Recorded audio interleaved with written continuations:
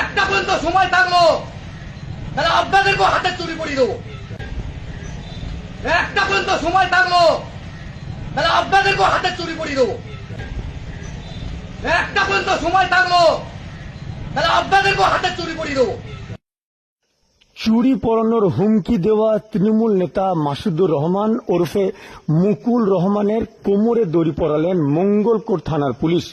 যে ছবি তুলে ধরছি দেখতে পাচ্ছেন পূর্ব বর্ধমানের মঙ্গলকোটের ক্ষীরগ্রাম অঞ্চল তৃণমূল কংগ্রেসের সভাপতি তথা মঙ্গলকোটের তৃণমূল নেতা মুকুল রহমানের কোমরে দড়ি পরালেন মঙ্গলকোট থানার পুলিশ। উল্লেখ্য, কয়েকদিন আগেই মঙ্গলকোটের বিধায়ক শিশির ঘোষ তিনি জানতে পারেন যে ক্ষীরগ্রাম পঞ্চায়েতে বেশ কিছু দুর্নীতি হয়েছে।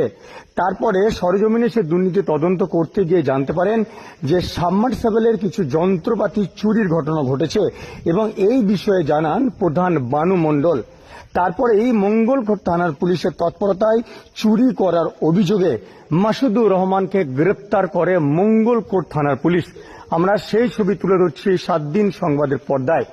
বেশ কিছু সময় মঙ্গলকোটের অপূর্ব চৌধুরী গোষ্ঠী এবং পূর্ব বর্ধমান জেলা পরিষদের সভাধিপতি শ্যামাপ্রসাদ লোহারের গোষ্ঠীর মধ্যে গোষ্ঠীদ্বন্দ্ব ছিল তুঙ্গে।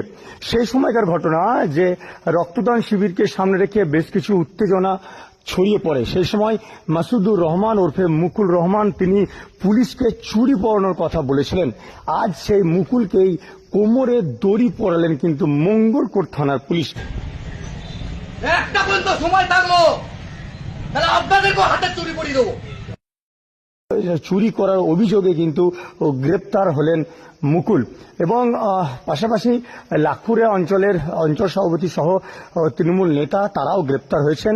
আমরা সেই ছবি সরাসরি 7 দিন সংবাদে পর্দায় তুলে ধরছি। দেখতে পাচ্ছেন ভোটের আগে মঙ্গলকোটে লাখুরাতে বোমা মজুতের এই অভিযোগে কিন্তু গ্রেপ্তার হন লাখুরা অঞ্চল সভাপতি এবং তৃণমূল নেতা। আমরা সেই ছবি সরাসরি 7 দিন সংবাদে পর্দায় তুলে ধরছি। দেখতে পাচ্ছেন যে পুলিশকে চুরি পড়ানোর কথা বলেছিলেন আজকে তারই কোমরে দড়ি পড়ালো মঙ্গলকোট থানার পুলিশ। একটা পর্যন্ত সময় থাকলো তাহলে আপনাদেরকে হাতে চুরি করিয়ে দেবো।